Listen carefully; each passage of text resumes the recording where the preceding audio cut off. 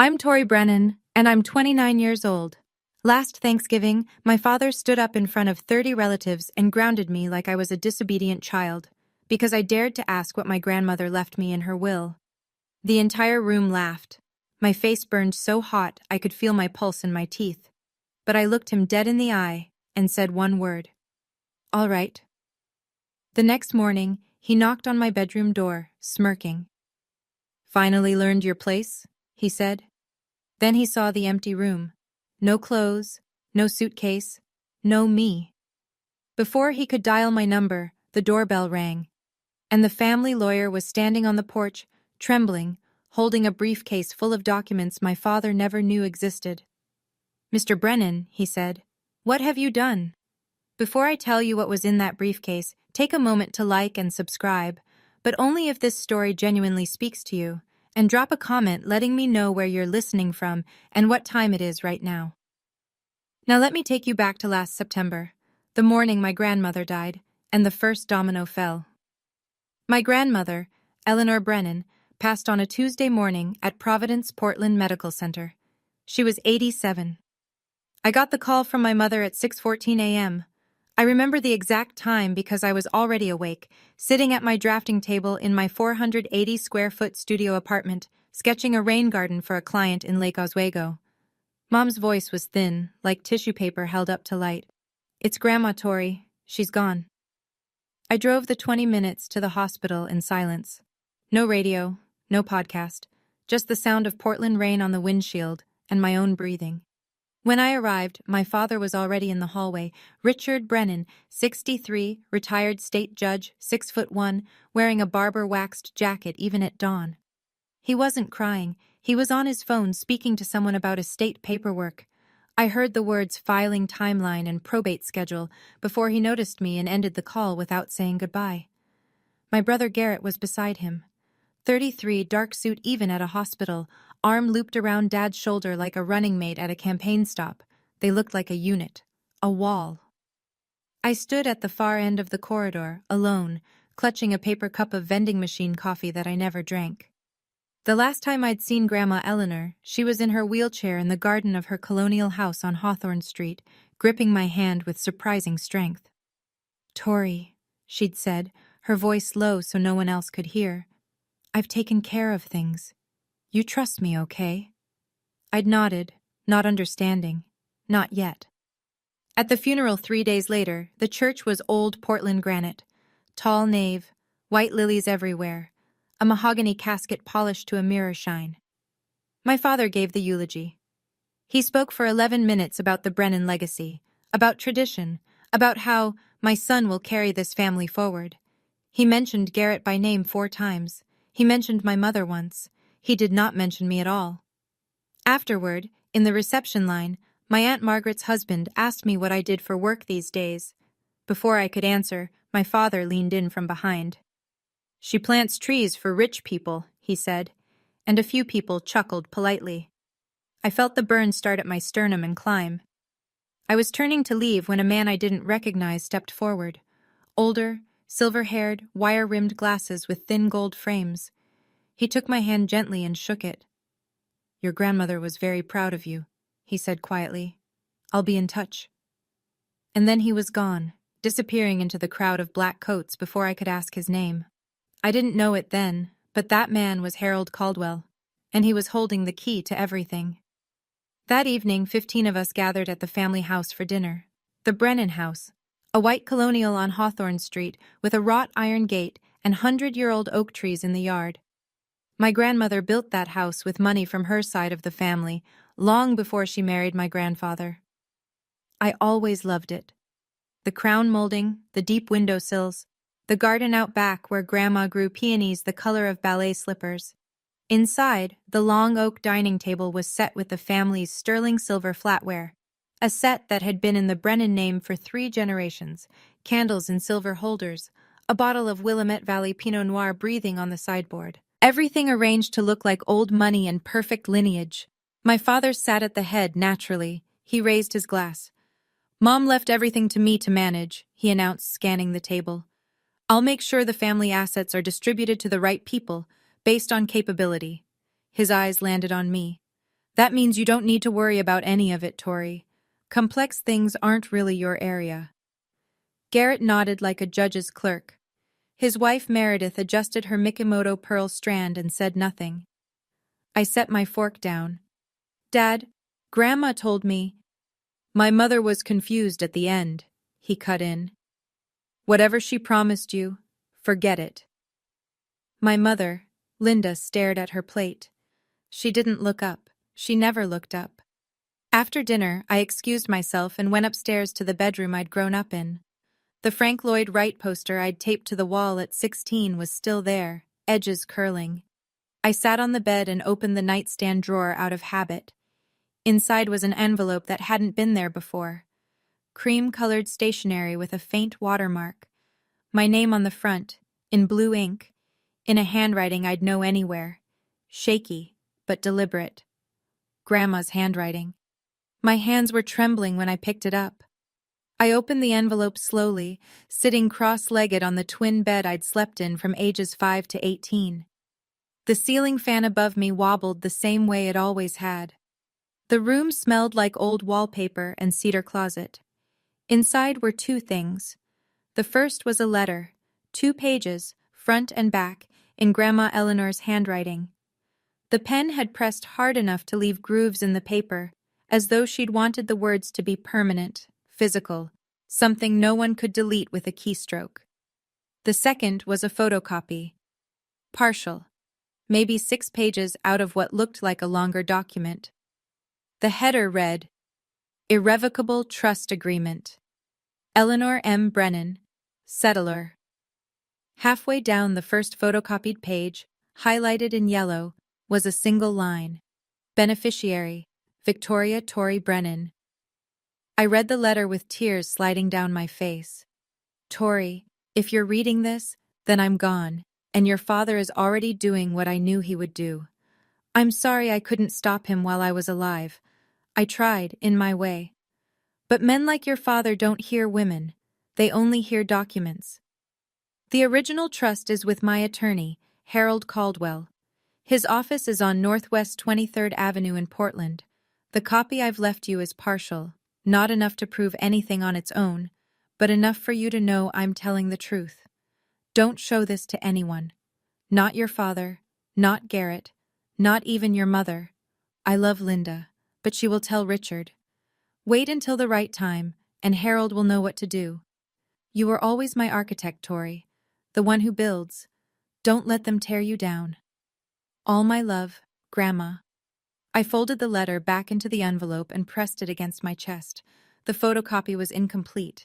I couldn't use it as evidence. I didn't have a lawyer. I didn't know who Harold Caldwell was beyond a name and a street. And my grandmother had been in the ground for 48 hours. But for the first time in years, I felt something besides small. I felt like someone believed in me, had always believed in me, and had put it in writing. I drove back to Portland the next morning without saying goodbye. No one noticed. Or if they did, no one called. My studio apartment was exactly as I'd left it. Plants crowding every windowsill, drafting table covered in tracing paper, a cold mug of tea from 2 days ago still sitting by the sink. I loved this place, even though it was small enough that I could touch opposite walls if I stretched. It was mine. The one space in the world where no one told me I wasn't enough. I sat down at my laptop and Googled Harold Caldwell Attorney Portland. The results came up immediately. A small office on Northwest 23rd Avenue, solo practice, specializing in estate planning and trusts. A headshot showed a silver-haired man with wire-rimmed glasses. The man from the funeral. I hovered over the phone number. I didn't call. Not yet. Because there was a part of me, the part my father had trained since childhood, that whispered, what if Grandma really was confused? What if this is nothing? What if you call and find out the one person who believed in you was just a sick old woman who didn't know what she was signing? I wasn't ready to risk that. Not yet. Instead, I turned to work. A landscape architecture firm in the Pearl District had a deadline in 2 weeks, a rooftop garden for a new condo development. I needed the paycheck. I was still carrying $38,000 in student loans, $420 a month, from the 1 year of law school I'd attended before dropping out to pursue design. The year my father said I betrayed the family. I was checking email to confirm the project specs when I saw it. Buried between a newsletter and a shipping notification. An email from Garrett. No, not to me. Forwarded to me. By accident. Subject line. R.E. Trust Amendment. Draft Petition. My stomach dropped. I clicked it open, scanned the first lines. Then my phone buzzed with the project deadline reminder, and I had to close the laptop and get to the office. But I'd seen enough to know that whatever my father was planning, it had already started. 3 weeks passed. I threw myself into work. The rooftop garden project consumed 16-hour days, and I let it, because focus was easier than fear. But the email sat in my inbox like a splinter under skin. I hadn't opened it again. I wasn't sure I wanted to. Then my mother called. "Tori, your father wants the whole family together for Thanksgiving." Her voice had that particular thinness it got when she was relaying Richard Brennan's orders and pretending they were invitations. "He says he wants to mend things." I almost laughed. My father had never mended a thing in his life. He broke things and then told you it was your fault for being breakable. "I'll think about it, Mom." "Please, honey, he's trying." I said I'd let her know and hung up. Then I sat at my kitchen table, a second-hand IKEA piece I'd sanded and restained myself, and finally opened Garrett's accidentally forwarded email. It was a chain. 7 messages between my brother and my father spanning 2 weeks. The subject line, Trust Amendment, Draft Petition, was exactly what it sounded like. Garrett had drafted a legal petition to the court requesting a change of beneficiary on Grandma Eleanor's trust. The grounds cited were financial incompetence of the named beneficiary, me. The petition argued that I had a pattern of unstable career decisions, no significant assets, and outstanding educational debt inconsistent with fiduciary responsibility. My brother had written that about me, in legal language, for a court filing. But the line that made my vision blur wasn't the legal jargon. It was the casual message Garrett had typed to my father at the bottom of the chain. "She won't fight it. She never fights anything. That's the beauty of it, Dad." I sat there for a long time. Then I screenshot every message in the chain, uploaded them to my cloud drive, and backed them up on a thumb drive I kept in my sock drawer. I called my mother back. "Tell Dad I'll be there for Thanksgiving." I was going home, but not to mend anything. The next morning, I called Harold Caldwell's office. A receptionist answered. An older woman with a warm, efficient voice. I gave my name. There was a pause. Then she said, "Ms. Brennan, Mr. Caldwell has been expecting your call. Can you come in today?" 2 hours later, I was sitting across from him in a small office on Northwest 23rd Avenue. Bookshelves lined every wall.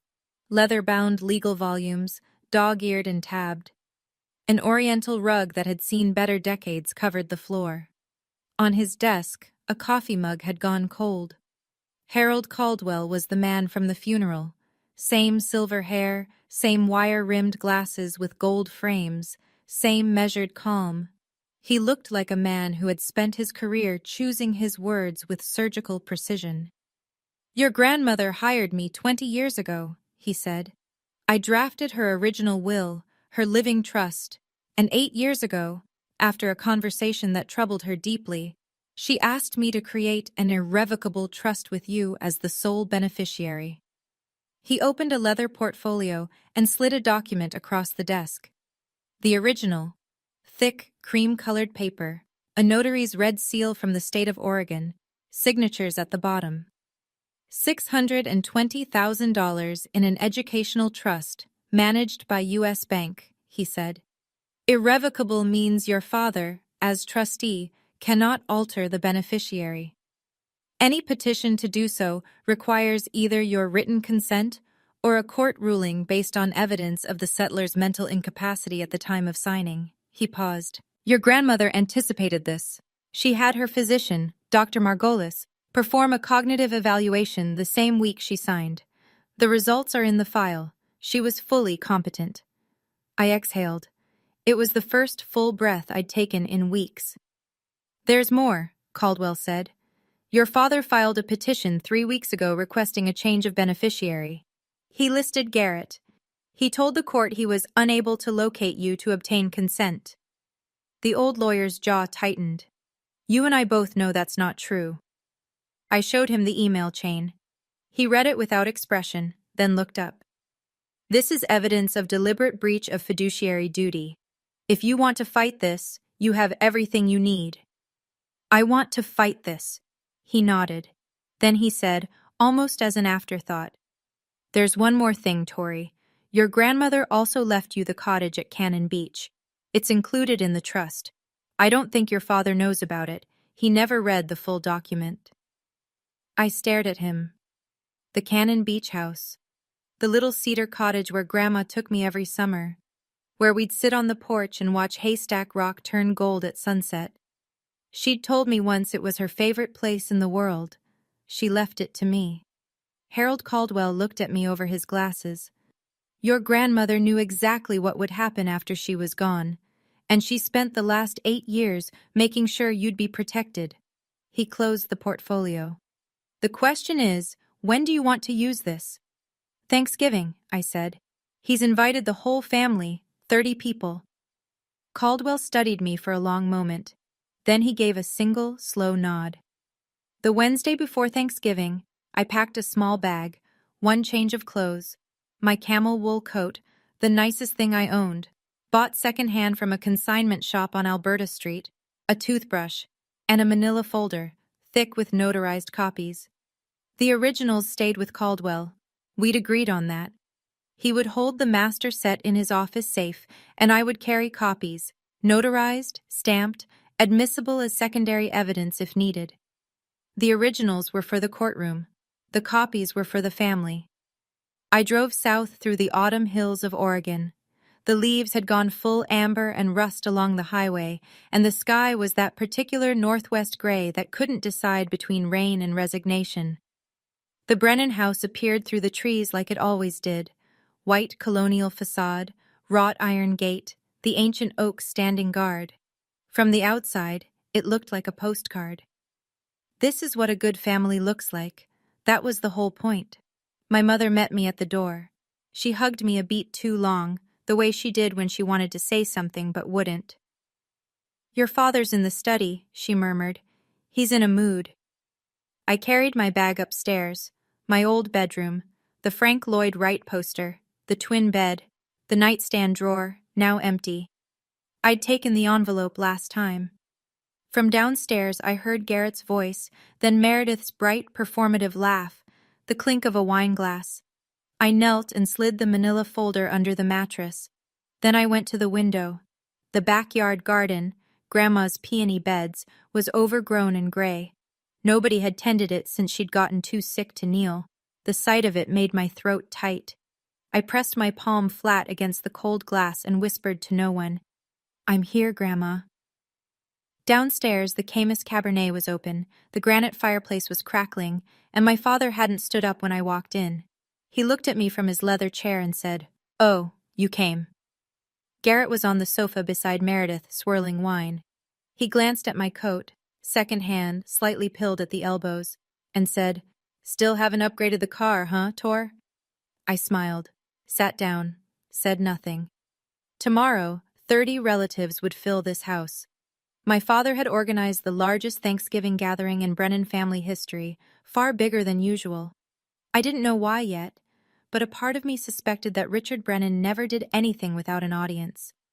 Thanksgiving morning, the house filled like a theater before a show. Cars lined the street by 10 a.m.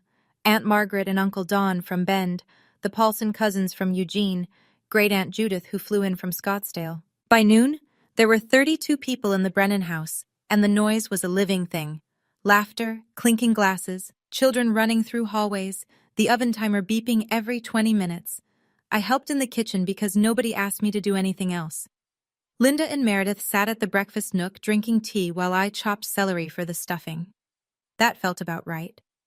The family division of labor hadn't changed since I was 12.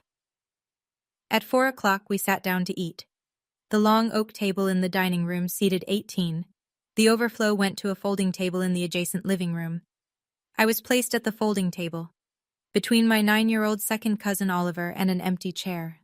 My father stood at the head of the main table, crystal chandelier above him, linen tablecloth, white as a surrender flag, the family's sterling silver gleaming under candlelight.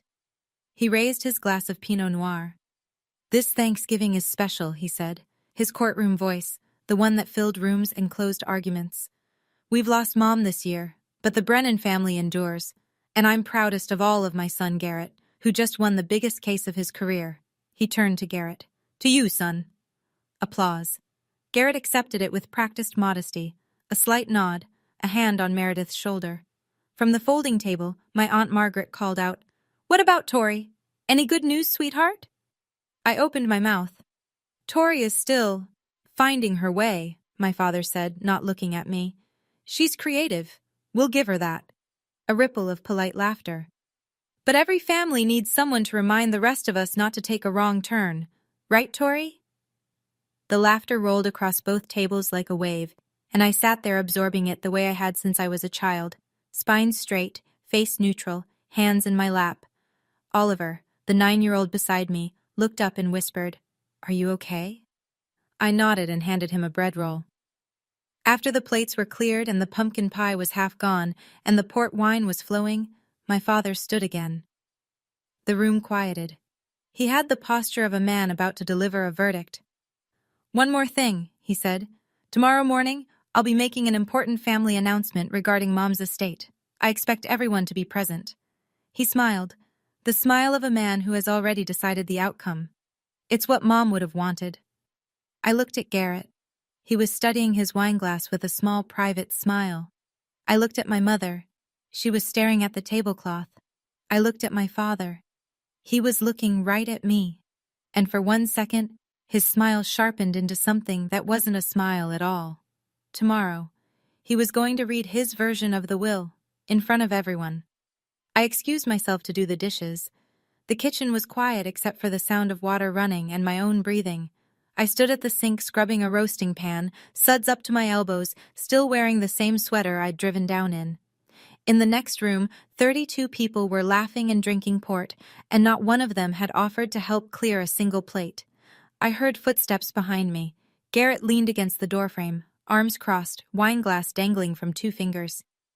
"You know, Tor," he said casually, "you should really thank Dad for even letting you sit at the table, even if it was the kids' table." He chuckled at his own joke. I didn't turn around. I kept scrubbing. But something in me, some wire that had been pulled taut for 29 years, finally hummed. "Garrett," I said, my voice quiet and steady, "do you know what Grandma left me?" The silence behind me changed texture. I heard his wineglass clink against the counter. When I glanced over my shoulder, his face had gone very still. He left the kitchen without a word. 10 minutes later, my father's voice thundered from the living room. "Tori, get in here, now!" I dried my hands on a dish towel and walked in. 32 faces stared at me. The crystal chandelier threw little rainbows across the ceiling. My father stood in the center of the room, port wine in one hand, the other hand pointing at me like I was a defendant. "What did you say to your brother?" His voice was the judicial baritone, the one designed to make people smaller. "You threatened him? With the will? You think you can manipulate this family?" I opened my mouth to respond. He didn't let me. "You're grounded," he said. "You are grounded until you apologize to your brother. Go to your room." The room erupted. Not in protest. In laughter. 32 people, most of them adults, laughing because Richard Brennan had just grounded his 29-year-old daughter like she was a misbehaving child. Aunt Margaret covered her mouth, but her shoulders were shaking. Uncle Don snorted into his port. Even Meredith let out a delicate, performative gasp that was really a giggle. My face burned. The heat climbed from my chest to my neck to my temples in a single wave. I looked for my mother. Linda was sitting in the corner chair, staring at her hands, silent. Nobody said stop. Nobody said that's enough, Richard. Nobody said anything at all except laughter. I looked at my father. His Cartier tank watch caught the light as he jabbed his finger toward the staircase. "Go," he repeated. "Now." I held his gaze for 3 full seconds.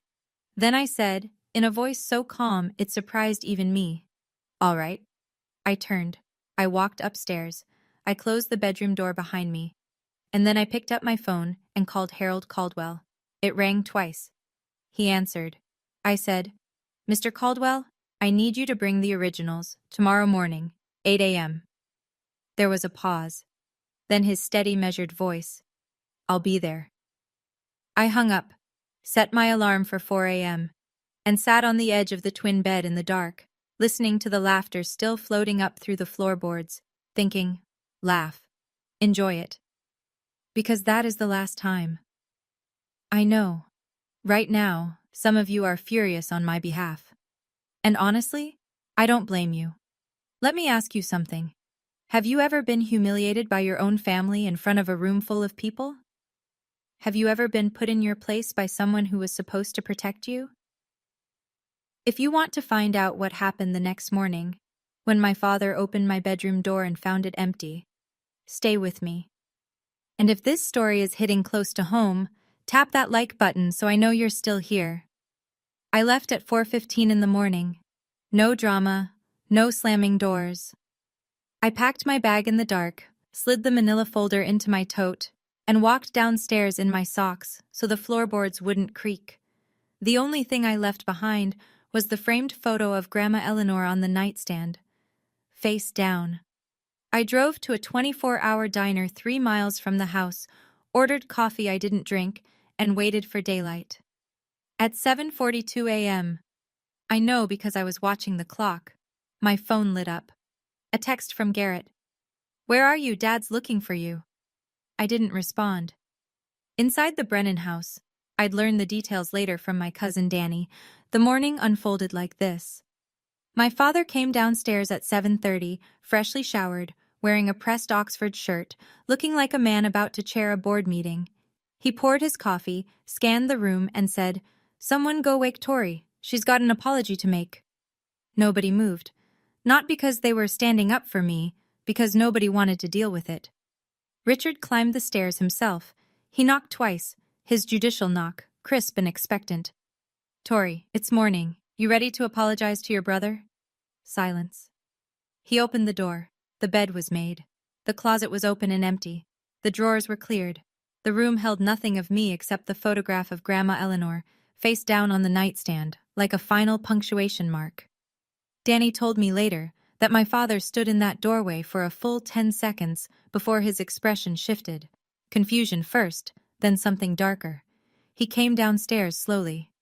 "Tori's gone," he announced to the 20-odd relatives still lingering over breakfast. His voice was flat, controlled. "She left, in the middle of the night, like a coward." Garrett looked up from his laptop and smiled. "Well," he said, "that settles it." My father nodded. "It certainly does. Now, I was planning to make the estate announcement at 10, but since the only person who might object has run away..." The doorbell rang. My mother opened it. And there, on the front porch, in a gray suit, with a brown leather briefcase and an expression like a storm front, stood Harold Caldwell. "I'm Harold Caldwell," he said, "attorney for Eleanor Brennan. I need to speak with the entire family, right now." The dining room went quiet in stages. First the conversation nearest the front door, then a ripple of silence, spreading table by table until even the children stopped fidgeting. Harold Caldwell walked into the room the way a man walks into a courtroom, unhurried, deliberate, and completely certain of his authority. He set his leather briefcase on the dining table, right on top of the leftover Thanksgiving linen, and unclasped it without sitting down. His hands, I was told, had a visible tremor, not from nerves, from anger. My father rose from his chair at the head of the table. He was taller than Caldwell by 4 inches, broader by 30 pounds. He used every bit of it. "Harold," the name came out like a warning. "You were not invited. This is my home." Caldwell looked at him. "This is the home that Eleanor Brennan built with her family's money, Mr. Brennan. And I'm here because I have a legal obligation, a fiduciary duty, to the beneficiary of her trust. Tori has no rights to..." Tori is the sole named beneficiary of an irrevocable trust executed 8 years ago. You know this. You've known it since the day your mother signed it. The room was so still I could have heard the furnace click on 3 rooms away. 30 pairs of eyes moved between the two men like spectators at a trial, which, in a way, they were. Richard's jaw clenched.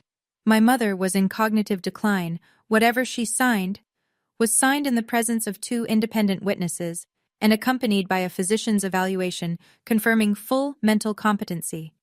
Caldwell opened the briefcase and removed a folder. "I have the documentation here. Would you like me to read it aloud, Mr. Brennan, to everyone?" The question hung in the air. Aunt Margaret, seated near the window, leaned forward. Uncle Don put down his coffee cup. Even the children had gone silent. Richard Brennan looked at the folder in Caldwell's hands the way a man looks at a loaded weapon pointed at his chest. Then he straightened his shoulders and said, very quietly, "Get out of my house." "Sir," Caldwell said, "what have you done?" What happened next is something I've replayed in my mind 100 times, because it was the moment the mask finally cracked. Not slowly, not gracefully, but in a sudden, ugly split, right down the center. My father stepped toward Caldwell. "I said get out. You're trespassing. I'll call the police." "You're welcome to," Caldwell replied, not moving an inch.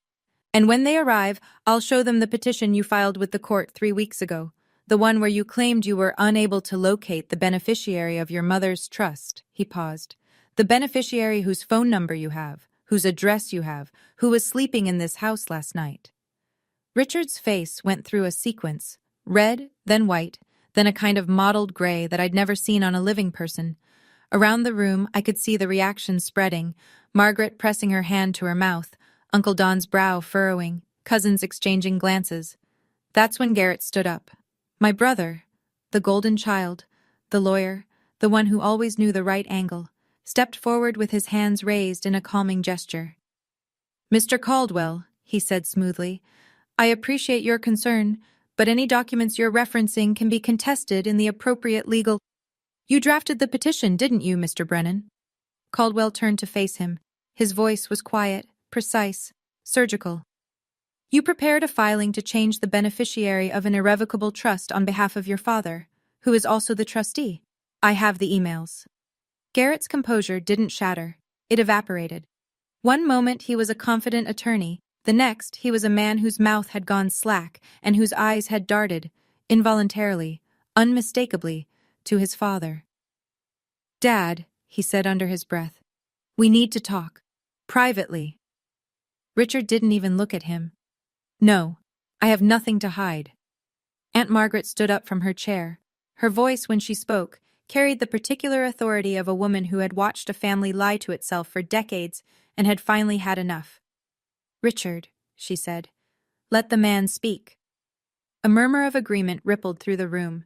Not loud, not defiant, but present, like the first cracks in a frozen lake before the whole surface gives way. My father looked around the room and saw, perhaps for the first time, that the audience he'd assembled for his own performance was no longer on his side. "This is absurd," he said. But his voice had lost its courtroom resonance. It sounded smaller, thinner, like tissue paper held up to light. My father did what my father has always done when he feels the ground shifting beneath him. He escalated. "Everyone, listen to me." He raised both hands, palms out, the gesture of a man restoring order in a courtroom. "This man," he jabbed a finger at Caldwell, "was hired by my mother years ago when she was already in decline. He's been filling Tori's head with fantasies. This is a family matter, and I will not have an outsider. Richard," Caldwell's voice cut through like a blade, "I served your mother for 20 years. I am not an outsider, and I am here because you violated the terms of a legal instrument that you swore, as trustee, to uphold." "Out!" My father's voice cracked on the word. He pointed at the door.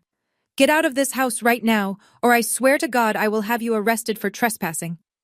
Caldwell looked at him for a long moment. Then he closed his briefcase with a deliberate click, tucked it under his arm, and nodded.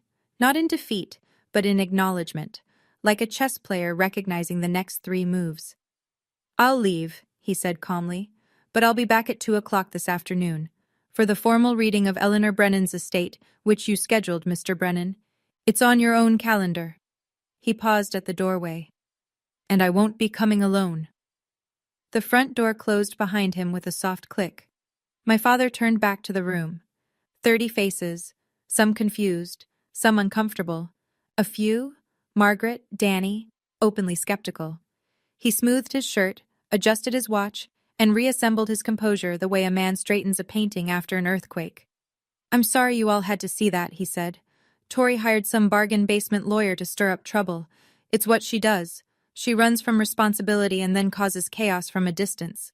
He shook his head with practiced sadness. "This afternoon, I'll read Mom's will properly, and everything will be clear. I promise you that." Garrett, who had been standing frozen by the sofa, sat back down and pulled his laptop onto his knees. His fingers moved quickly, deleting something, I'd later realize. Emails. The room exhaled. People returned to their coffee, their conversations, their children. The crisis had been deferred. Richard Brennan was still in control, or so he believed. 2 o'clock was 5 hours away. The clock on the mantelpiece, a Waterford crystal anniversary piece that had belonged to my grandmother, counted every second. I was parked outside a Stumptown Coffee on Division Street, watching rain trace crooked lines down my windshield. My Honda Civic, 2014, 147,000 miles, a small dent in the rear bumper from a parking garage in college, was not the kind of car that made anyone look twice. And that morning, invisibility was exactly what I needed. My laptop was open on the passenger seat. At 8:17 a.m., I'd sent a formal email to the Trust Management Division at U.S. Bank, requesting written confirmation of my status as beneficiary of the Eleanor M. Brennan Irrevocable Trust. At 9:41, the reply came, from a trust officer named Patricia Langley. "Dear Ms. Brennan, this is to confirm that you are the sole named beneficiary of the Eleanor M. Brennan Irrevocable Trust, account Annistant. The trust corpus of $620,000 remains intact and has not been disbursed.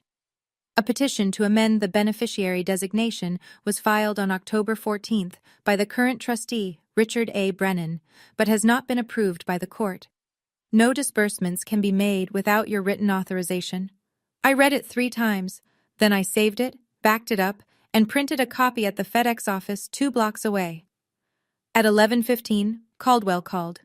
"He threw me out," he said, with something that might have been dry amusement.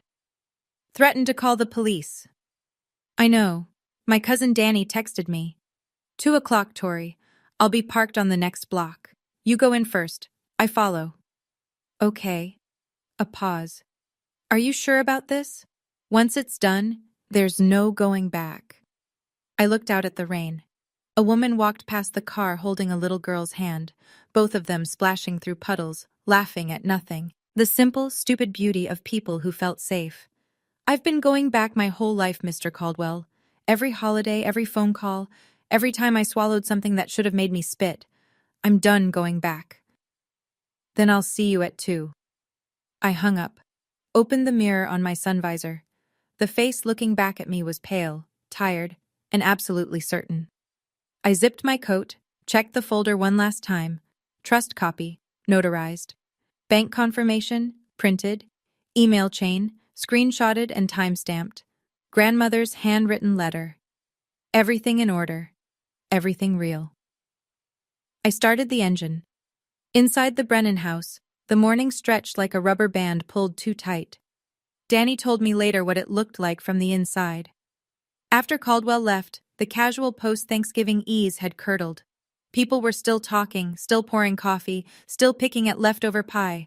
But the conversation had a new undercurrent, the kind of tension where everyone is discussing the weather but thinking about the earthquake. Aunt Margaret cornered my mother in the hallway by the guest bathroom. "Linda," she said quietly, "is Richard sure everything is in order? That lawyer this morning didn't look like a man who was bluffing." My mother's eyes were rimmed red. "I don't know, Margaret. Richard doesn't tell me about the finances. He never has." Margaret looked at her for a long moment and said nothing, which from Margaret said everything. In the kitchen, Danny pulled out his phone and texted me, "You okay? What's going on?" I replied, "I'm okay. Be there at 2. Please be in the room when I get there." He wrote back instantly, "I'm not going anywhere." Meanwhile, in my father's study, the room with the leather chair, the legal volumes on mahogany shelves, the framed photos of Richard shaking hands with various Oregon judges. My father was making phone calls. Danny heard him through the door, growing louder with each attempt. It was the Friday after Thanksgiving. Every attorney's office in Portland had their voicemail on. Richard Brennan, former judge, could not reach a single lawyer. Garrett appeared in the study doorway. "Dad," he said carefully, "maybe we should postpone the reading. Give ourselves time to—" "No," my father's voice was granite. "I don't retreat. Not from Harold Caldwell, not from Tori, not from anyone. We do this today." Garrett closed his mouth. He looked, Danny said, like a man who has just realized the lifeboat has a hole in it. The Waterford clock on the mantelpiece struck noon. 2 hours. At 12:30, I walked into Caldwell's office for the last time before everything changed. He had the full dossier spread across his desk in 4 neat stacks. I sat across from him, and he walked me through each one, point by point, the way a surgeon reviews an X-ray before cutting. Stack 1. The original irrevocable trust. Cream paper, notary seal, Eleanor's signature in blue ink. Steady, deliberate, nothing like the handwriting of a confused woman. Beside it, the physician's letter from Dr. Margolis confirming cognitive competency at the time of signing. Date stamped, countersigned. Stack 2. The email chain between Richard and Garrett, printed, with full metadata showing timestamps, sender addresses, and routing information. The words, "She won't fight it," highlighted in yellow on the last page. Stack 3. The letter from Patricia Langley at U.S. Bank confirming my status as sole beneficiary and the intact trust balance of $620,000. Stack 4. A document I hadn't seen before. Caldwell slid it across the desk. "The deed to the house on Hawthorne Street." I looked at him. "The Colonial," he said. "Your family home. The deed has been in Eleanor's name since 1981. She purchased the property with inheritance from her mother, before she married your grandfather. Richard never owned it. He assumed, as he assumes most things, that it was his by default." Caldwell tapped the document. "Under the terms of the trust, upon Eleanor's death, ownership transfers to the named beneficiary." I stared at the deed. My father's house, the house where he'd sat at the head of the table, where he'd grounded me in front of 30 people, where he'd built his entire kingdom of authority, had never been his. "He doesn't know this," I said. "He never read the full trust document," Caldwell confirmed. "He read the first 3 pages, the ones that named him trustee, and stopped." Of course he did. Richard Brennan had never needed to read the fine print. He was the fine print. He was the final word. Or so he'd always believed. I gathered the 4 stacks into the manila folder. Caldwell placed the originals back in his briefcase. "I go in first," I said. "You come when I signal." "How will I know?" "You'll know." We shook hands. His grip was firm, and his eyes, behind those gold-framed glasses, held something I hadn't seen from any adult in my family since my grandmother died. Trust. At 1:45, I drove down Hawthorne Street for the second time in 24 hours. The rain had stopped. A thin November sun was pushing through the clouds, turning the wet street into a mirror. The oak trees along the block were almost bare now, their branches sketched black against the pale sky like cracks in porcelain. I drove slowly. I wasn't stalling. I was remembering. This was the street where Grandma Eleanor taught me to ride a bike. The sidewalk where she walked me to school the year my parents couldn't be bothered. The front yard where she'd knelt beside me in the dirt and shown me how to transplant a seedling without disturbing its roots. "The secret," she'd said, pressing my small hand into the soil, "is to take the whole root ball. You don't leave any part of yourself behind."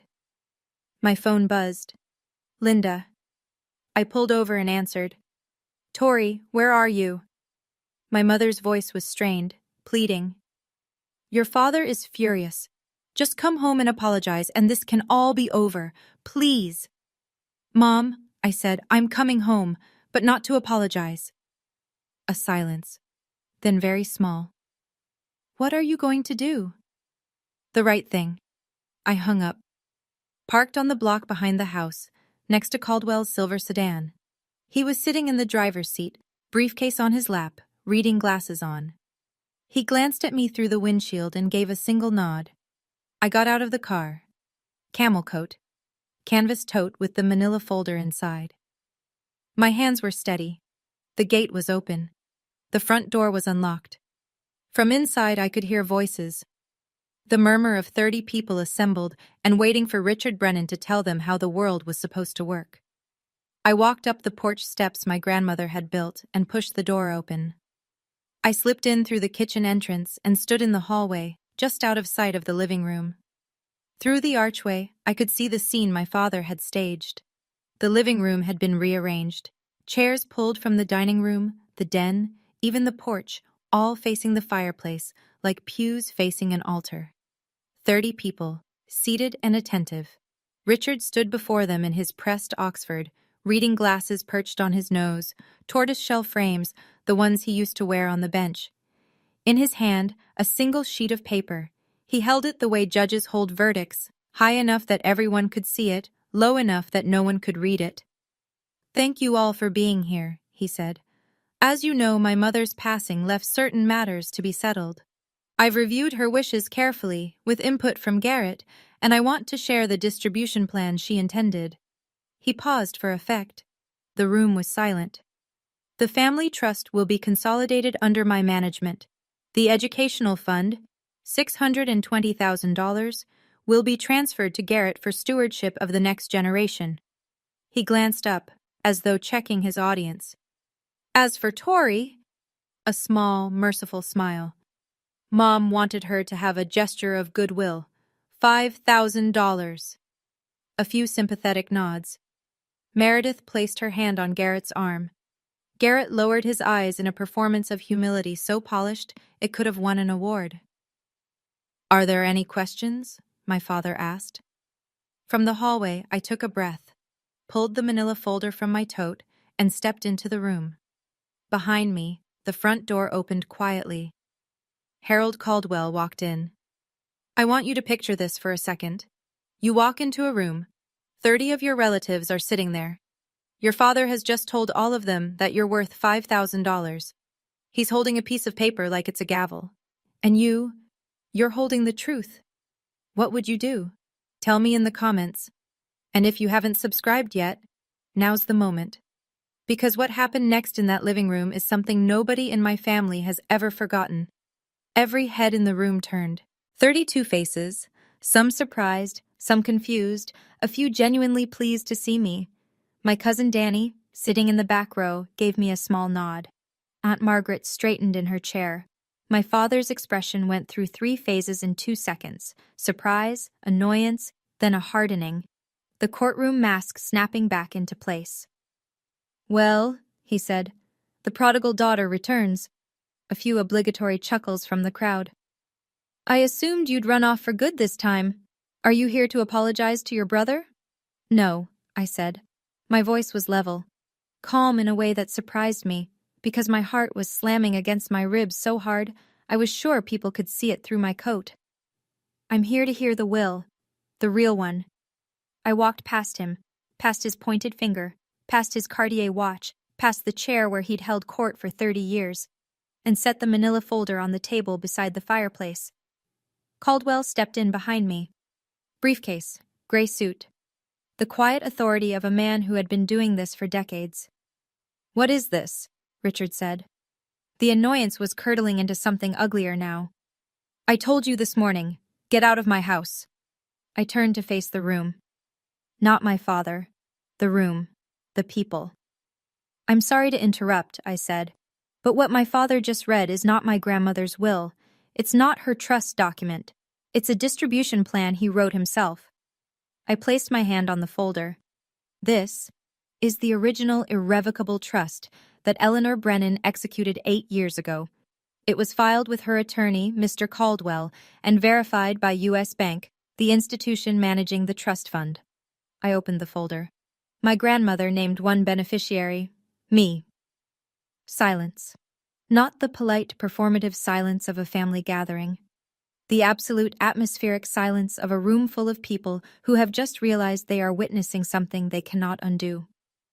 My father's face drained of color, not gradually, all at once, like someone had pulled a plug. Aunt Margaret said, clearly and firmly, Let her speak. Caldwell stepped forward. He opened his briefcase on the table beside my manila folder, removed the original trust document, and held it up so the room could see the notary's red seal, the state of Oregon, bright as a stop sign against the cream-colored paper. "This is the irrevocable trust of Eleanor Margaret Brennan," he said. His voice carried the way good lawyers' voices carry, without shouting, without strain. Executed on March 14th, 8 years ago. I was present at the signing, along with 2 independent witnesses, a retired clerk of court named Dorothy Haynes and a CPA named Robert Voss. Both are available to confirm. He began to read. The settlor, Eleanor M. Brennan, hereby establishes this irrevocable trust for the sole benefit of her granddaughter, Victoria Tori Brennan. He paused and looked at the room over his glasses. Trust corpus. A sum of $620,000, held and managed by U.S. Bank, Portland, Oregon. Additionally, the real property located at 4714 Hawthorne Street, Portland, Oregon, deed recorded under Multnomah County, originally purchased in 1981, shall transfer to the beneficiary upon the settler's death. A gasp, audible, collective, swept through the room. Uncle Don leaned forward so far his chair creaked. Margaret closed her eyes briefly, then opened them and looked directly at my father. "The house," someone whispered from the back row. "She left her the house?" Caldwell continued. "As trustee, Richard A. Brennan was given administrative authority only. He was expressly prohibited from altering the beneficiary designation, disbursing funds without the beneficiary's written consent, or encumbering the real property in any way." Caldwell lowered the document and looked at my father. "In the past 3 months, Mr. Brennan has filed a petition to change the beneficiary to his son Garrett, claiming he was unable to locate Ms. Brennan. He also failed to notify her of the trust's existence after Eleanor's death, as required by Oregon law." Caldwell reached into the briefcase and produced the printed email chain. He held it up, the yellow highlighting visible from across the room. "These are emails between Richard Brennan and Garrett Brennan, in which Garrett drafted the fraudulent petition and Richard approved it." He read aloud the line that had burned itself into my memory. "She won't fight it. She never fights anything. That's the beauty of it, Dad." The room turned to look at Garrett. My brother was sitting very still, his hand frozen on Meredith's arm. His face had gone the color of ash. Meredith slowly, carefully extracted her arm from under his hand and folded both of hers in her lap. Aunt Margaret shook her head. Uncle Don muttered something under his breath. Danny stood up from his chair in the back row and walked forward to stand beside me, not saying anything, just standing there. Present. My father opened his mouth, closed it, opened it again. "She was confused," he said, but the words came out threadbare, worn through from overuse. "My mother didn't know what she was signing." Caldwell's response was immediate and surgical. "Your mother's physician, Dr. Helen Margolis, conducted a cognitive evaluation the same week as the signing. The results are documented and included in this file." He placed the medical report on the table. "Eleanor Brennan scored in the 93rd percentile for her age group. She was sharper than most of the people in this room." A long beat of silence. Then, from the back, Great Aunt Judith, 81 years old, Eleanor's younger sister, who had said almost nothing for 2 days, spoke. "Eleanor told me about the trust," she said quietly. 8 years ago, she said, "Richard will try to take it, but I've made sure he can't." She knew. She always knew. My father looked at Judith, then at Margaret, then at the room full of faces that were no longer looking at him with respect or deference, or even polite neutrality. They were looking at him the way you look at something you've just discovered was rotten underneath. He had assembled his own audience, and they had just become his jury. My father turned on Garrett. The alliance, the one they'd built over 33 years of shared entitlement, collapsed in a single sentence. "Say something!" Richard's voice broke open, raw and jagged. "You're the lawyer. Contest it. Do something." Garrett didn't move. He sat on the sofa, laptop still on his knees, and spoke in a voice so low that only the front row could hear him clearly. "Dad, irrevocable means irrevocable. You can't contest it. I told you that from the beginning. You told me you'd handle it." My father's hand came down on the back of a dining chair with a crack that made the nearest cousins flinch. His knuckles went white around the wood. "You said she'd never find out." And there it was. In front of 30 witnesses, my father confirmed every detail Harold Caldwell had just presented. Garrett had told him it was risky. Richard had pushed forward anyway. And both of them had agreed, in writing, that I was too passive to fight back. The port wine glass that Richard had been holding, the same one he'd been sipping from when he grounded me the night before, slipped from his other hand and shattered on the hardwood. The dark red pooled on the floor and spread slowly toward the Persian rug, and nobody moved to clean it up. Then something shifted. My father's posture changed. The aggression drained away, and in its place came something I had seen him use 1,000 times before. On my mother, on me, on anyone who cornered him. He softened his voice. He lowered his shoulders. He turned to me with glistening eyes. "Tori, sweetheart." The word, sweetheart, landed like a counterfeit bill on a counter. "I was only trying to protect the family's assets. You're young. You don't have experience with this kind of money. I was doing this because I love you." I looked at him. The man who had called my career a joke, who had seated me at the children's table, who had grounded me at 29 in front of every relative I had, who had told a court that he couldn't find me when I was sleeping in his own house. I let the silence hold for 3 seconds. Then I said, "You didn't do this because you love me, Dad. You did this because you've never believed a daughter deserves the same as a son, and that's not love. That's control." My mother stood up. I hadn't noticed her crying, but her face was wet, and her hands were trembling. She looked at my father, the man she'd been silent beside for 35 years, and said in a voice that shook but did not break, "You owe her an apology, Richard. You've owed her one her entire life." The room held its breath. My father looked at my mother as though she had spoken in a language he didn't recognize. Then he looked at me. Then at the 30 faces watching him. He said nothing. He turned and walked into his study and closed the door. In the minutes that followed, the room rearranged itself, not the furniture, but the people. The invisible lines of allegiance that had structured every Brennan gathering for as long as I could remember shifted, quietly and permanently, like tectonic plates. Aunt Margaret reached me first. She pulled me into a hug that smelled like Chanel No. 5 and coffee, and she said close to my ear, "Your grandmother would be so proud of you right now, sweetheart. So proud." Danny squeezed my shoulder. "I always knew you were the toughest one in this family," he said. "You just never needed to prove it before." Cousins I hadn't spoken to in years came forward. A handshake, a nod, a quiet, "I'm sorry, Tori." Not all of them. Some stayed seated, uncomfortable, staring at the floor.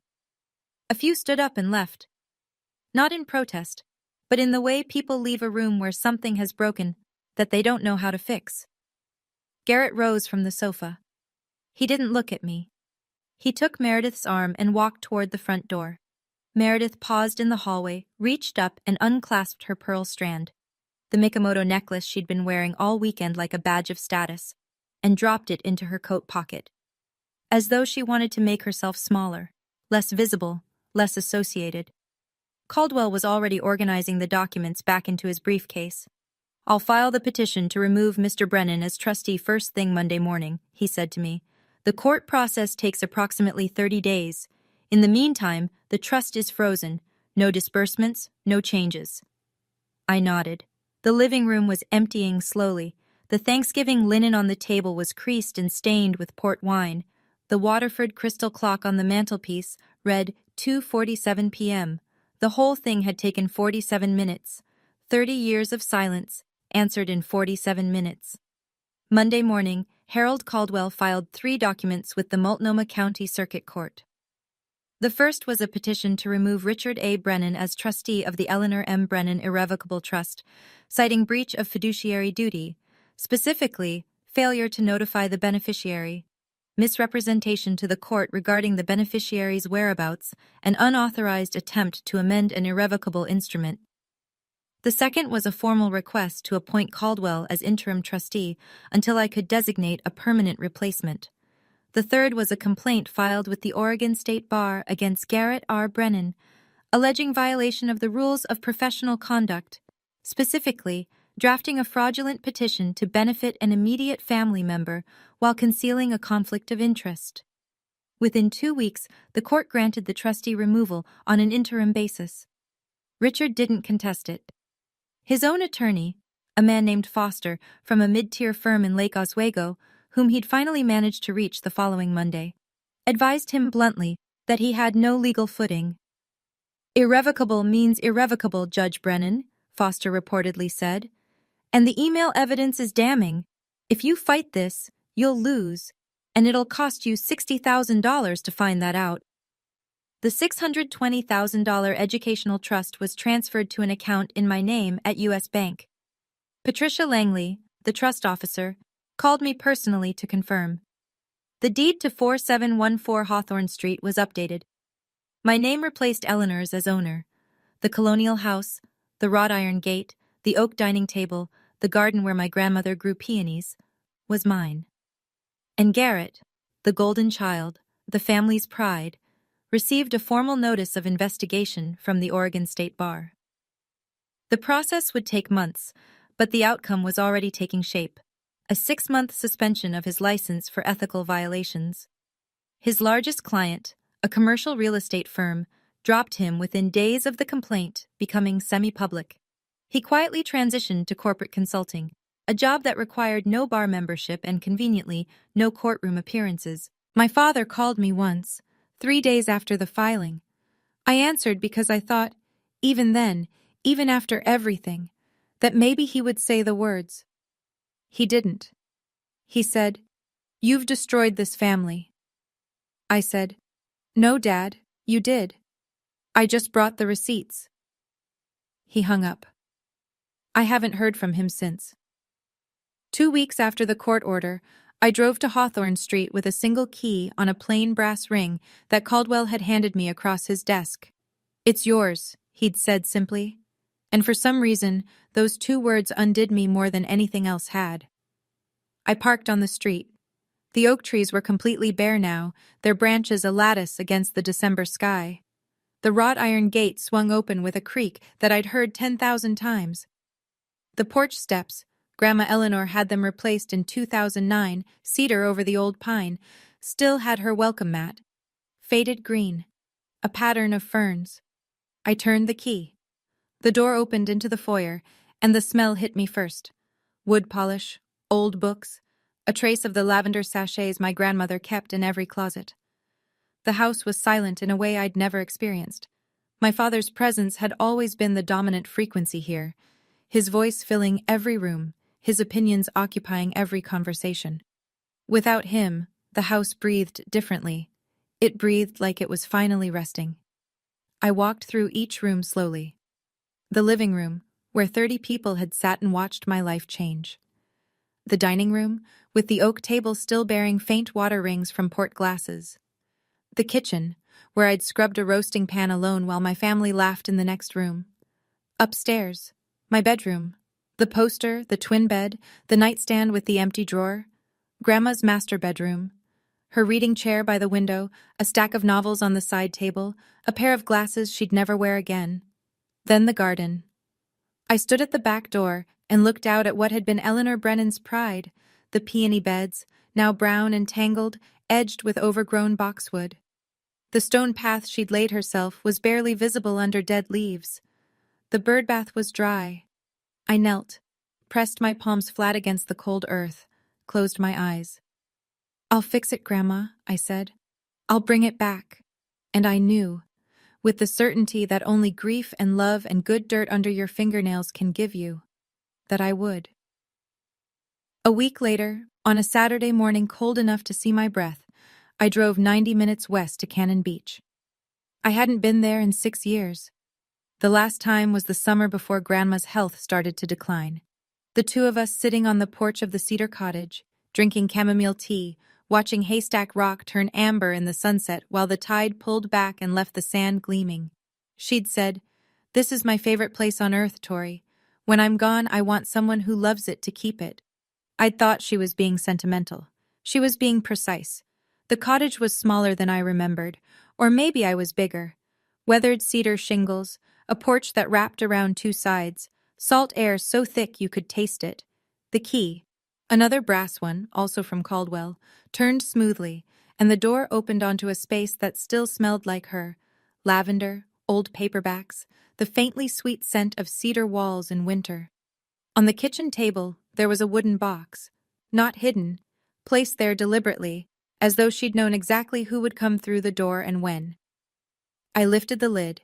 Inside, a stack of photographs, Grandma and me, ages 5 through 22, in this very cottage, planting beach grass in the dunes, building a driftwood fort, standing in matching rain boots on a stormy July afternoon, both of us grinning like idiots.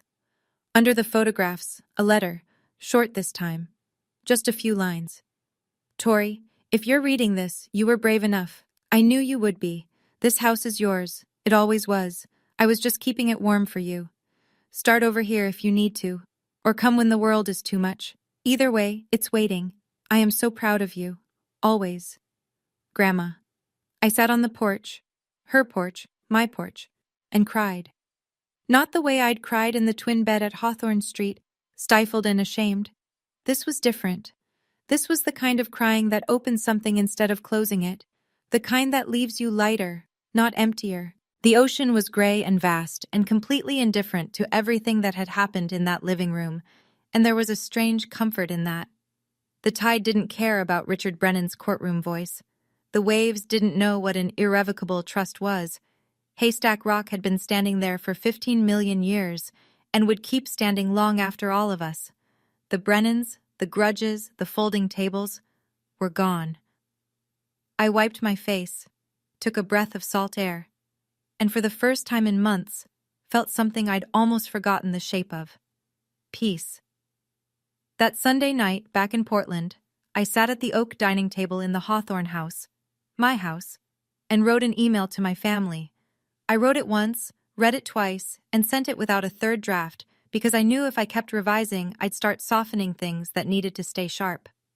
To Richard Brennan, Linda Brennan, Garrett Brennan. I don't want to cut anyone out of my life.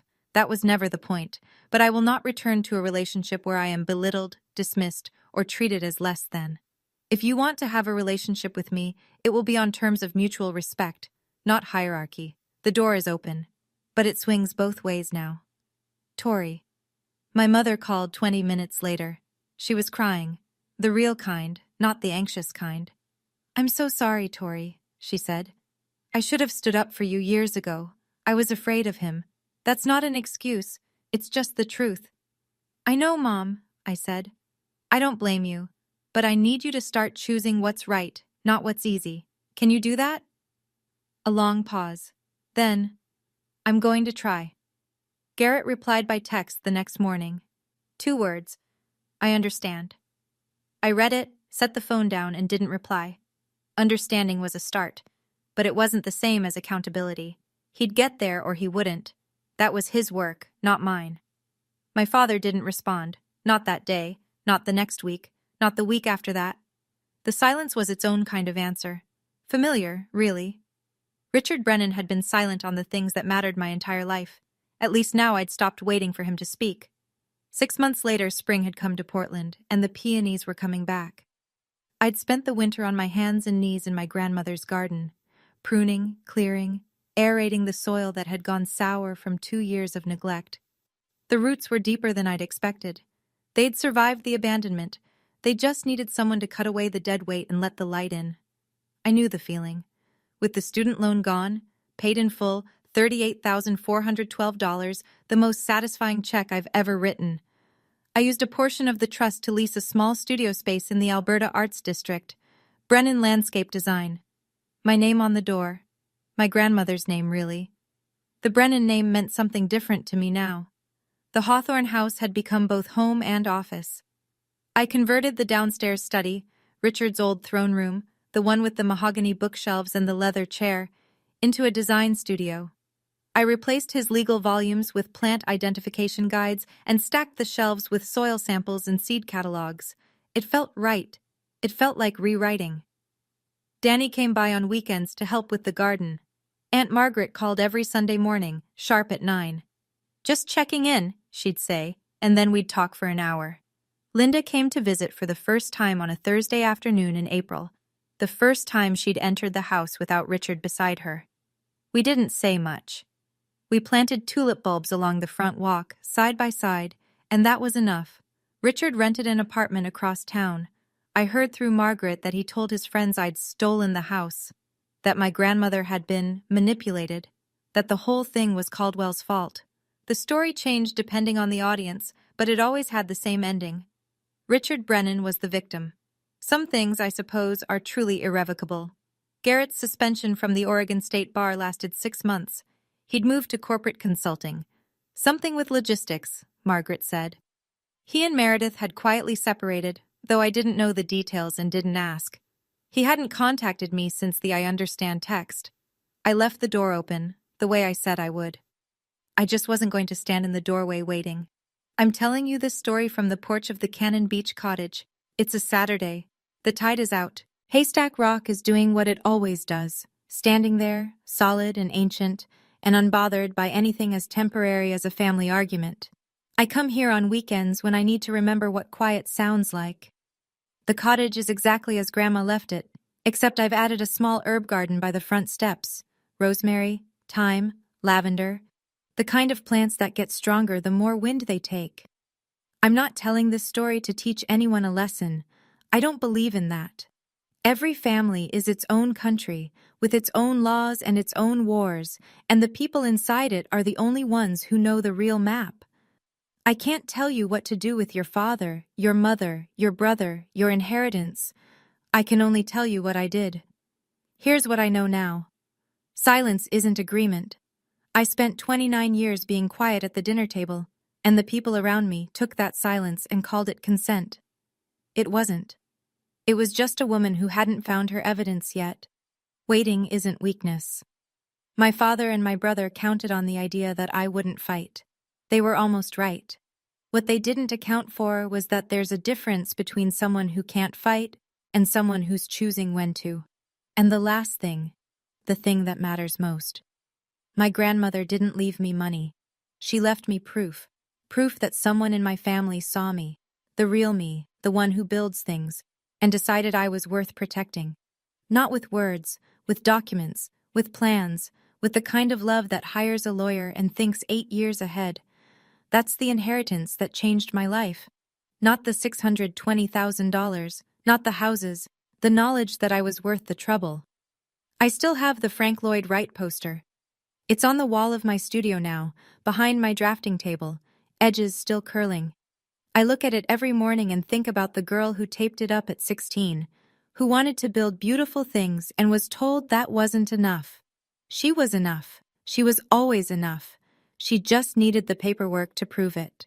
Early morning, the hawthorn garden. The soil is damp from last night's rain, and the air smells the way Oregon air smells in spring. Green and clean and full of the particular promise that comes from things deciding to grow. I'm on my knees in the dirt, planting peonies. The same variety my grandmother grew. Sarah Bernhardt, she always said, because she was dramatic, she was pink, and she lasted longer than anyone expected. Grandma had a sense of humor about everything, even flowers. The roots go in, the soil goes over. I press it down gently, firmly, the way she taught me, the whole root ball, nothing left behind. The sun clears the roofline and falls across the garden in long, golden bars. Somewhere in the house, my coffee is getting cold. Somewhere in Portland, my father is waking up in a rented apartment and telling himself a story where he's the hero. Somewhere in the future, maybe, he'll stop. I stand up, wipe the dirt from my hands, and notice something on the front porch that wasn't there last night. An envelope. No stamp, no return address. Just my name, in handwriting I'd know anywhere. Not Grandma's this time, but almost as familiar. I open it, a single line. I'm sorry I never stood up. I'm standing now. Mom. I fold the letter. I tuck it into my coat pocket, right next to the one from Grandma, the one I carry everywhere. The cream-colored stationery with the blue ink and the words that saved my life. 2 letters. 2 women. One who planned ahead, and one who finally caught up. I walk back into my house. The house my grandmother built. The house my father lost. The house that was always meant for someone who would take care of it. I close the door. And for the first time in 29 years, it feels like coming home. Thank you for staying until the end. I mean that. If this story made you feel something, anger, relief, recognition, hope, then it did exactly what I needed it to do. Hit like if it resonated. Subscribe if you want more stories like this one, and check the description below. There's another story waiting for you there, and I think you might need to hear it too. I'm Tori Brennan, and that was the last time I ever sat at the kids' table.